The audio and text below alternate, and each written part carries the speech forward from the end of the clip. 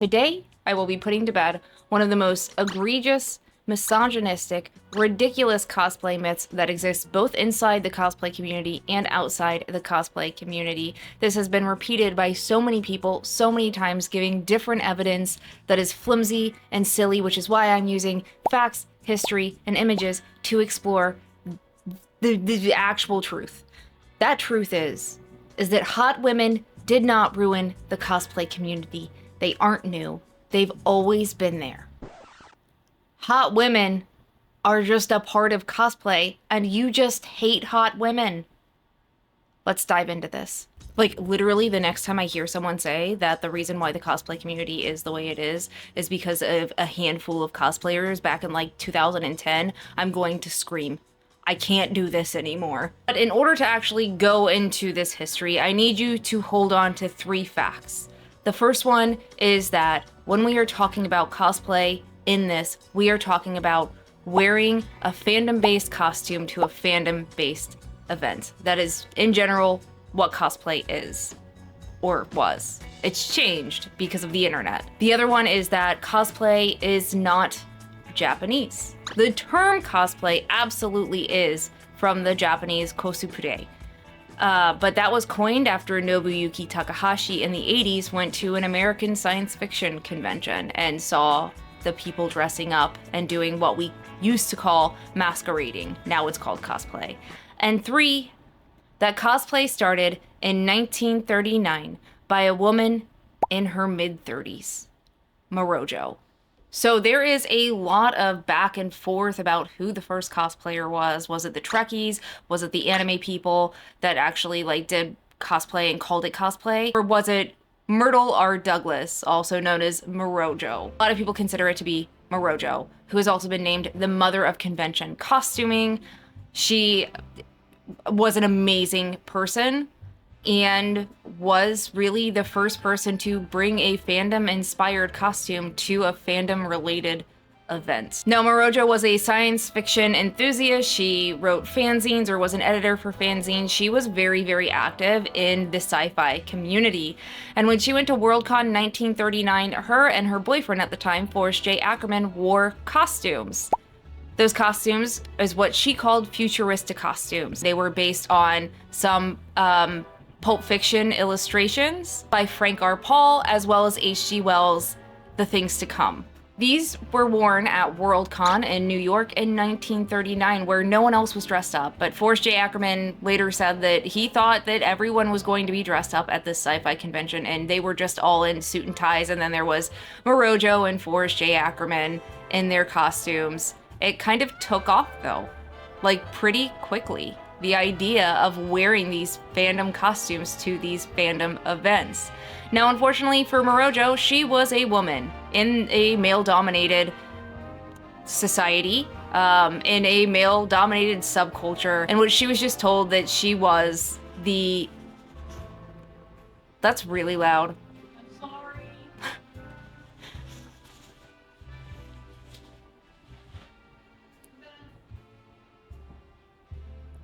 Unfortunately for Morojo, she was a woman in a male-dominated world, in a male-dominated subculture, which meant that she was often just seen as the girlfriend of a real fan. That was in 1939. 1939. You know what? It's 2025 and we're still having the same conversations. We're still saying that women can't be nerds, that women in male spaces, nerd spaces, are just doing it for attention and validation from men. Why are we still having this conversation? We need to stop having this conversation. It is 2025. Guess what? Girls can be nerds. They absolutely can. Holy cow. Why is this up for debate? Now, after Worldcon 1939, we don't have a whole lot of evidence of things that are going on in the sci-fi convention community, largely because there was a world war happening. So, you know, that kind of took precedent. So the next real photographic evidence we have of science fiction conventions is in 1949 at Worldcon Cincinnati. Worldcon was in Cincinnati, Ohio. That's where I grew up. That's pretty cool. This was a model. This wasn't a woman who was into science fiction or a fan of the culture. This was a woman named Lois Miles, who was hired by Dave Kyle to come in as a PR thing. Now, nowadays we would call this a booth babe. That wasn't really a word back then, and booth babes have kind of died out since the 2000s, mid-2000s, because guess what? Real hot girls actually can be hired by these companies to actually do PR stuff. So modernly, real cosplayers, real fans of series are hired for these things, but in the mid-2000s, women models were hired just to be pretty at different booths for products. At some cons, booth babes are like banned nowadays, so. But she was a booth babe, essentially dressed up as a PR stunt. She was Miss Science Fiction, and we can already see it's getting a little hot. It's getting a little spicy. It's getting a little risque. And that was in 1949. So in the 1950s, science fiction conventions got bigger and they started going overseas into the UK. This meant that more people were participating in them.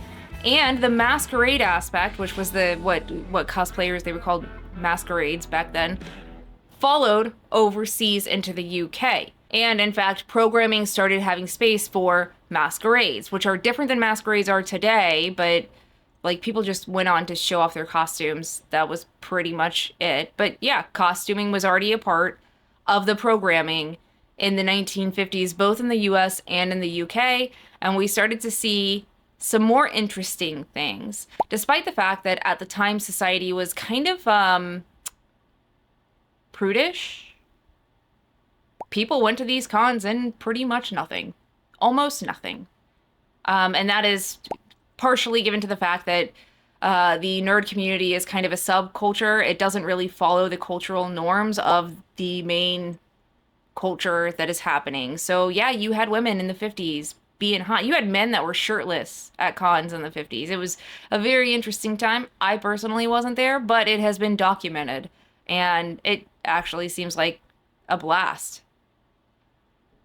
Seems like a lot of fun. So I don't know if you noticed, but from the late 30s into the 50s, costumes were kind of just like inspired by. They weren't like one-to-one recreations of any sort of characters. Well, that changed in the 60s and 70s, where there was more effort to be accurate in these costumes. And with more places to cosplay from, you got a lot more different costumes. Things like Wonder Woman, Catwoman, all of that was happening, and people really wanted to be accurate, which meant, because of the way these characters were drawn, that meant showing skin and being hot.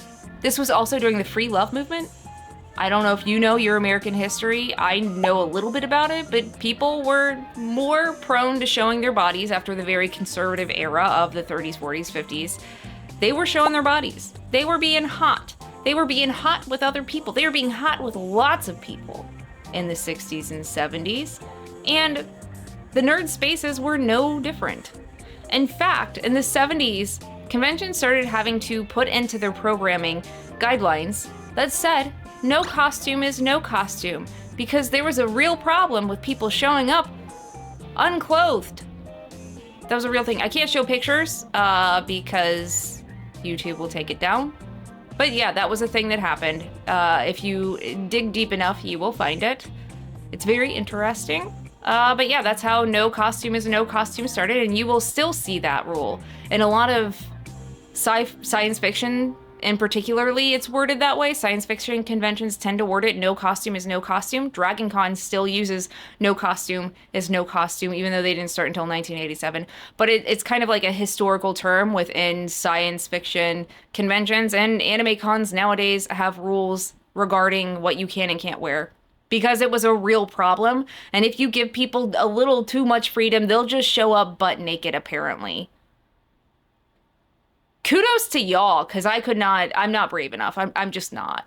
But in the 80s, the term cosplay was coined, and it wasn't like used widely at all. It was Nobuyuki Takahashi came to an American convention, saw what we were doing, and didn't have a word for it over in Japan, because masquerading meant something totally different in Japan. It was more like era specific clothing and like dressing up for balls and stuff. So he combined costume and play to make cosplay, and that took a little bit to take off in Japan, but eventually it did. Interestingly, in the late 80s and early 90s, science fiction conventions were really hurting because attendance was not where it had been.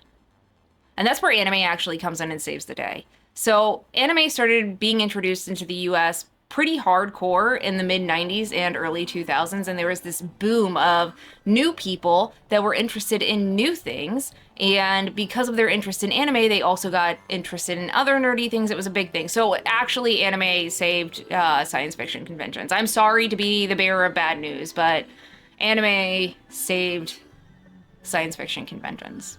And in the mid 90s, we saw maid cafes introduced in which the maids would cosplay, and it really kind of became a thing in the 90s in Japan, which then came back to America for the anime fans to learn about cosplay, this new term that was coined that people had been doing in America for ages, but cosplay was now a term that we used. And because anime was so big, we had anime magazines, and in those anime magazines, you would find sections for anime conventions in which they did reviews and they showed pictures, and that's how I was introduced, actually, was through the magazines. And you could see kind of a little bit about what these conventions were like and what cosplay was. It was really cool. And that was in the late 90s, early 2000s that started happening. In the late 2000s, early 2010s, cosplay really took off. The internet really helped that, but sci-fi also had heroes of cosplay. There were cosplays on actual cable TV, like it was a real thing. In newspapers, local cons would be covered by the local news stations. On the actual news, the TV news, it would be covered. Cosplay really started to blow up a lot. And more people were getting into cosplay more than ever. But with that comes a lot of differing opinions. And because the sci-fi cosplayers and the anime cosplayers were kind of different culturally, I don't know if anime cosplayers got the memo that A, it wasn't from Japan, cosplay wasn't from Japan, but B, that there was a history that went way earlier than the 90s, because a lot of cosplayers truly believe that cosplay didn't start until the 90s. It has been going on for a long time. It just was under a different name. It's kind of like, well, that's a bad example. It's kind of like Twitter. Throughout this time of anime, kind of look at the characters we had to make our costumes off of. They were not made for the female gaze.